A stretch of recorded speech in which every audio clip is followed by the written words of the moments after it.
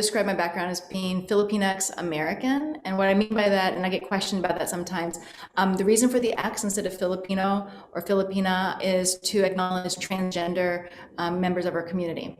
And so with the language like Spanish and like Latin-based languages, there's a genderizing component within the term. So I already choose Filipinx.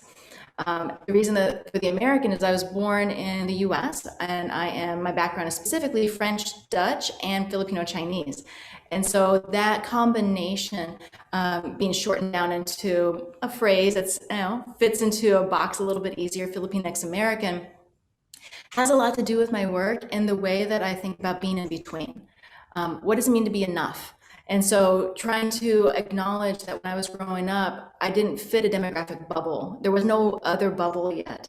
And searching for a sense of belonging.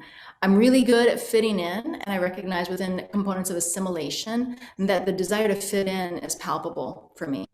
And I was searching for a type of belonging.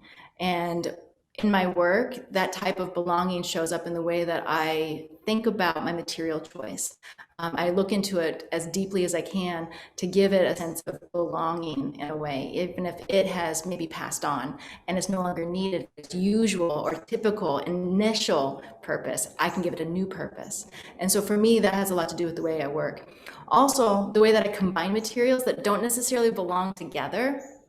I combine materials that don't necessarily belong together, like cast iron and styrofoam and artificial grass, all into one sculpture that when looked at, my goal is to make it feel as harmonious as possible, that you can't imagine it being any other way, but they're materials that you wouldn't find together. And so that's how I sort of personally identify, is that sometimes feeling like I don't necessarily belong or feeling partially displaced because I am American and I live in the US, but in the US, the question of where are you from comes with so many loaded layers that I didn't always feel like I'm from. Back to the Philippines to learn about and meet my family members there, I don't really belong there either because I culturally am American. And body language, the way that I make eye contact, all of those identify myself as not being from the Philippines directly, as far as being born and raised in that culture.